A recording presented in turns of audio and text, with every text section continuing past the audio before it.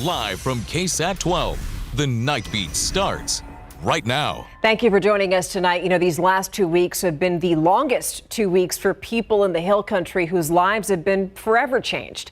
Since the deadly flooding of July 4th, we've brought you memorials and vigils across South Central Texas. And tonight, the night team Zaria Oates checked back in with an artist that you met last week. He's actually finishing a project dedicated to the people that we've lost in the floods. This is Lauren and Amy, one from Kerrville and one from San Antonio, sitting down to pray at the Guadalupe River. We haven't been back to the river since the 4th, and so this is the only area in town that really even has like a spot where you can sit and pay your respects. An area in Kerrville right off of Guadalupe Street overlooking the river and this memorial, a place that Roberto Marquez has made a safe space for families and friends to grieve. We like to have one for each person that we know that he died, have the names on the cross and all of that. We first brought you the story of Roberto's efforts when Garrett Berger spoke with him a few days after the floods. Now it's been 2 weeks since the deadly Hill Country floods. It feels good when you do something. It is important for us to have a place to pray. Some people come, they meditate, sometimes they cry, sometimes they just come and go. But the effort to build crosses for everyone who's died is nearing an end. So we have another about 40 more to go. I have a friend whose family is still missing. Words can't even express what they're going through. These people need us. They need us to pray for them. They're still missing people, and you know, we want them to know that we support them and we're here for them. It's been a lot, but I know what I'm feeling isn't even an ounce of the grief that some of these families and friends are truly feeling from the loss directly. So it's still here. It's still very real. There will continue to be memorials, vigils, and events like these held in memory of the people who were lost in the floods. In Kerrville, I'm Zaria Oates. That brings us to the search efforts. Crews are working down the Guadalupe River to see who they can find. At least 135 people in Texas have been killed in those floods, but we know that dozens are still missing. The night team's Avery Everett rode along with Kendall County officials in an exclusive interview. And tonight, she takes us behind the scenes of those search operations and also how one San Antonio crew helped for days. The needs of Kendall County are completely different than the needs of Kerrville and Hunt. It's been long hours on the road and even longer hours on the ground. We're walking every inch of this. We've got dog teams. 2 weeks after the deadly Hill Country flood, search and recovery efforts are still the priority along the Guadalupe River. And in Kendall County, operations are moving downstream. Sisterdale at this point is just the command post for the operational piece of the search effort. These 3 volunteer fire departments in Kendall County have become home bases for the search. It started in Comfort, now is in Sisterdale, and is expected to be in Bergheim soon. We'll continue with it down the river a little ways as we move into another district. One of the search and rescue teams that helped last week was from San Antonio. This is what we're trained for. This is what we do. Alamo Area Search and Rescue has 40 people and 20 dogs on its team. It's a completely volunteer crew. What has the search looked like for your team? Well, it's been daunting. We have the dogs deployed to try, hopefully, to find the missing victims. Right now, the team is on standby waiting for its next assignment as others scour the riverbed. The primary search teams from the state and feds have done a preliminary search through our area. They're working on their secondary. An active search still on, stretching miles along the Guadalupe River. Avery Everett, KSAT 12 News. So many Texans have been asking the same question. How could this happen? Well, now federal lawmakers are asking the same exact thing. 3 representatives from Texas, including Congressman Greg KSAT, asked the Inspector General of the Commerce Department to review the area's emergency response. They also want to find out if federal weather agencies had enough staff at the time. We should be asking the hard questions about whether these cuts that left us without, for example, a meteorologist in charge in the Central Texas area, if that hurt our ability to predict the weather and then also to communicate with local officials and local communities in this disaster. That was Congressman KSAT. He says that he expects to get the Inspector General's results in just a few weeks. You know, there's the loss of precious lives and also so many families who lost precious belongings. But a Texas company is now helping with that. Have you ever heard of Cotton Holdings? It launched a mobile restoration station. They're actually taking water-damaged keepsakes and they're restoring them. Any way we can possibly relieve some stress and some anxiety to people that, unfortunately paid a huge price. The mobile units are going to be out in the hill country for as long as they're needed. And that company, by the way, also restoring photos. In other news tonight, a group of people suspected of stealing a Camaro and then causing a deadly crash yesterday afternoon are still on the run tonight. San Antonio police say the group crashed the stolen car into a bus on I-35 South near Casson Road. The bus was pushed in the path of a semi-truck before rolling over. The multi-vehicle crash killed 4 people and injured more than a dozen others. 2 of those victims have been identified. They're 69-year-old Rosalio Aguilera and 50-year-old Jose Guerra. Guerra owned Transportes Guerra, which is the company that owned the bus. University Health says that they're still treating 3 patients from the crash, 1 child, 2 adults. The others are now out of the hospital. As for the suspects, San Antonio police say that they just ran off. One of them even had an AK-47, and that's what's making people in that area very uneasy. Frightening to know, but just always being safe. Luckily, I'm not here alone. I hope they catch him. Not only that, we have to stay alert, vigilant. So police are still looking for the driver of that Camaro and the other suspects who were in the car.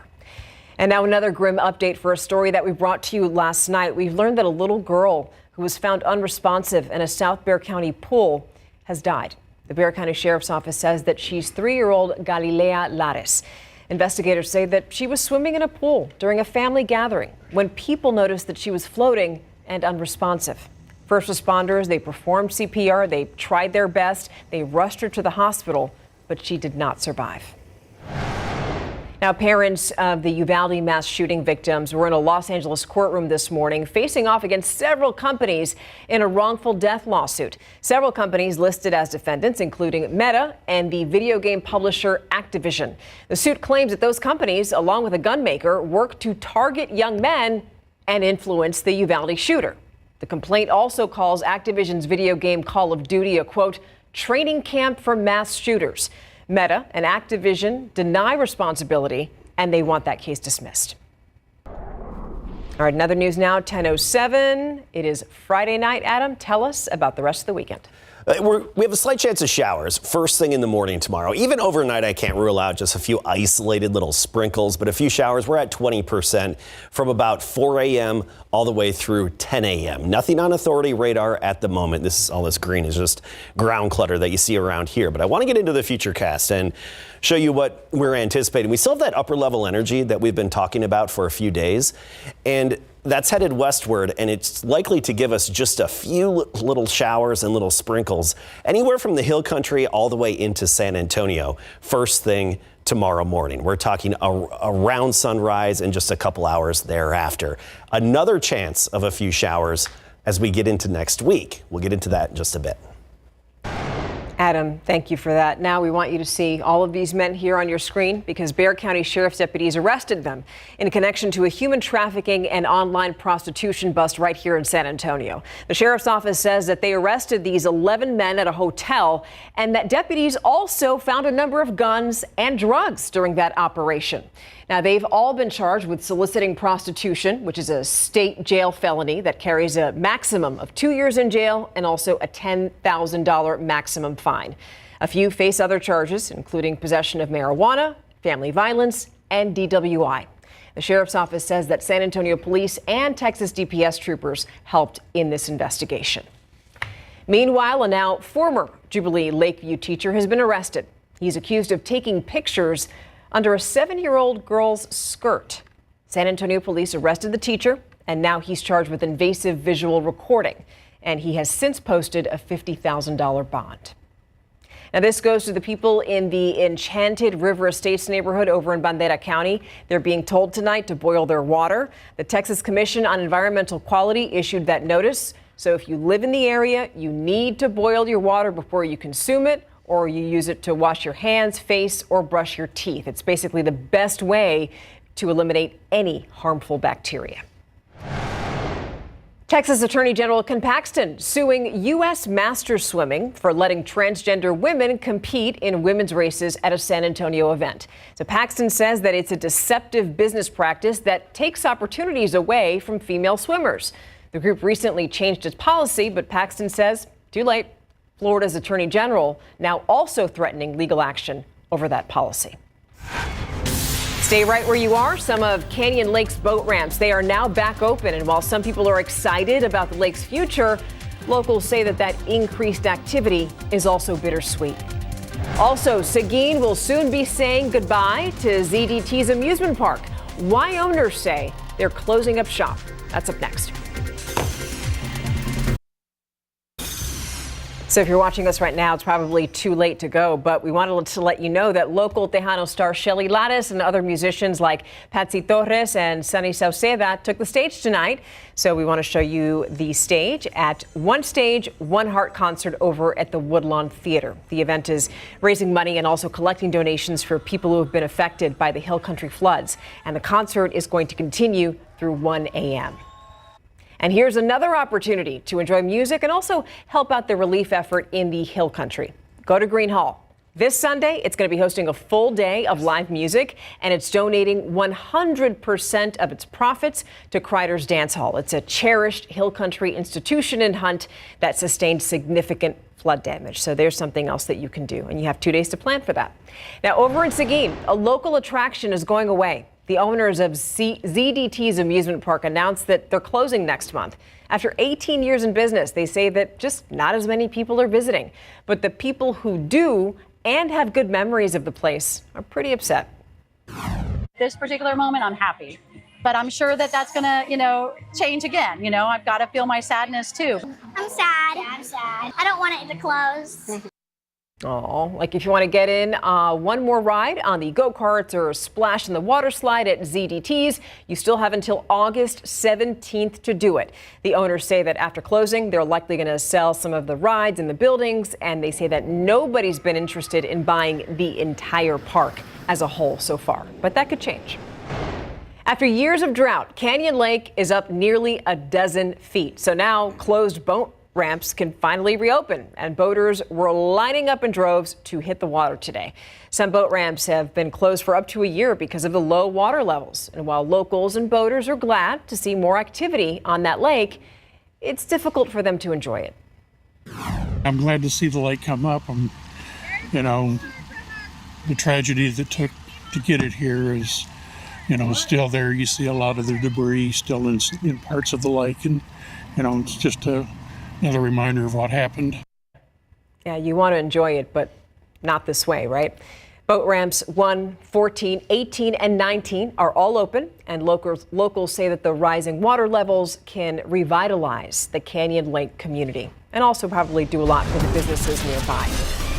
Now let's give you a live look outside. 88 degrees. It is Friday night, my friends. Let's talk about any possible rain chances. I know that you probably want to have a barbecue or do something nice this weekend. What about it, Adam? It really just a few brief light showers early tomorrow morning, and that's it. Otherwise, the weekend's high and dry, and a good chunk of next week will be dry as well. But there is a shift in our pattern about this time next week that'll change things a bit. So let's start with the weekend.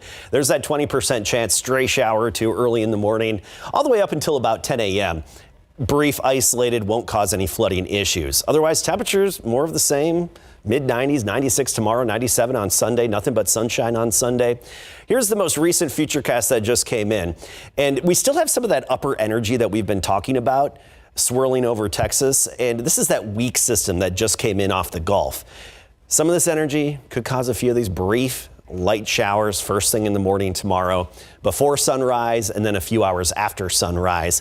I would say most of it would probably be along and north of Highway 90. And I know the green, is showing the green here in San Antonio. It could be anywhere in the Hill Country as well, but it shouldn't really get in the way of the recovery efforts. This is quick, brief splash and dash, and I doubt there'd be any thunder and lightning with it as well. So here's the setup in the pattern.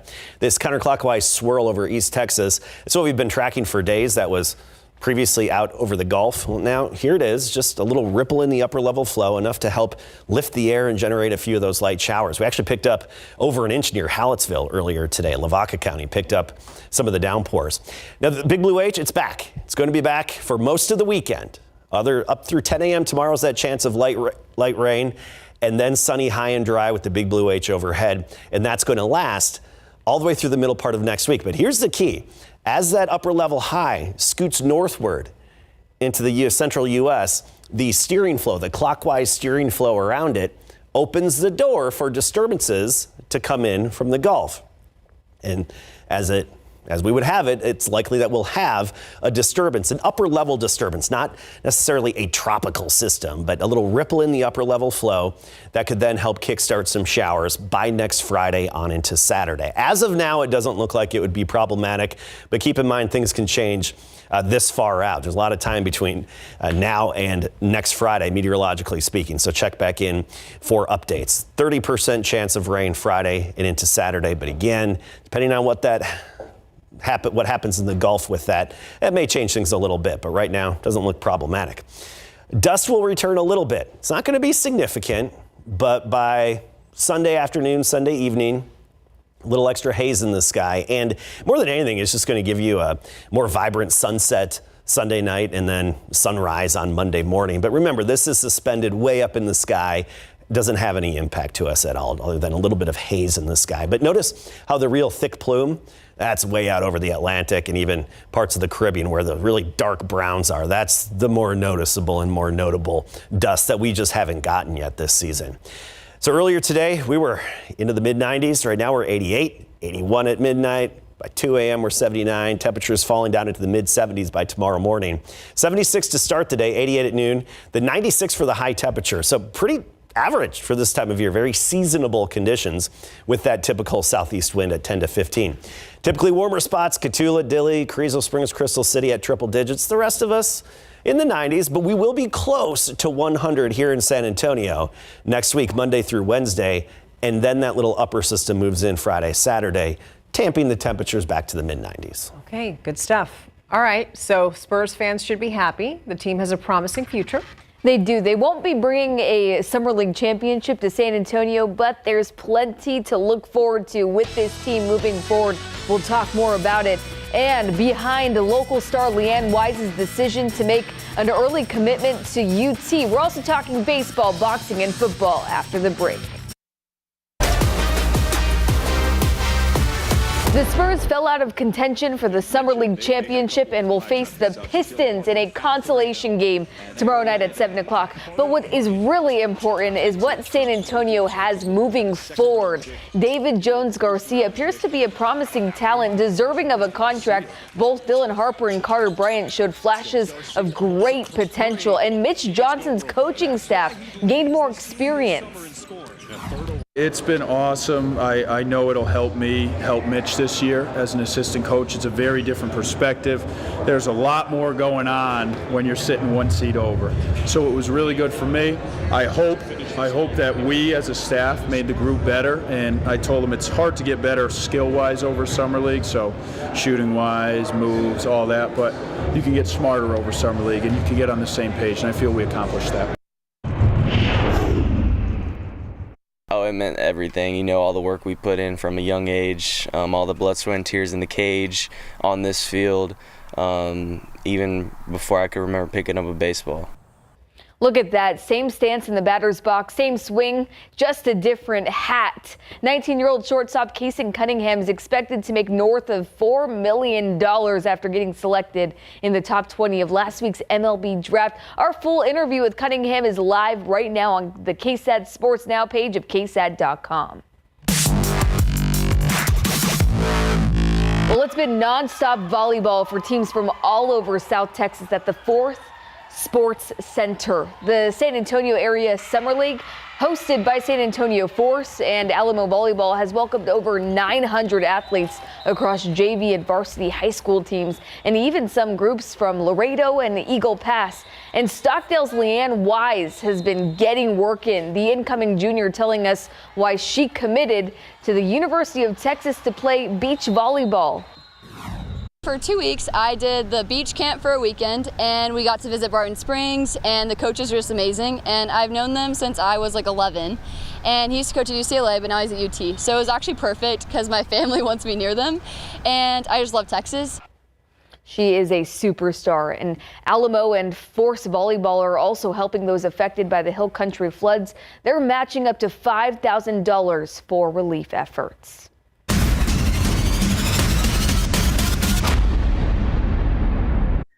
Paca's definitely one of a kind, so it's hard to try to mimic and to try to get that, that style that he brings in just one sparring partner.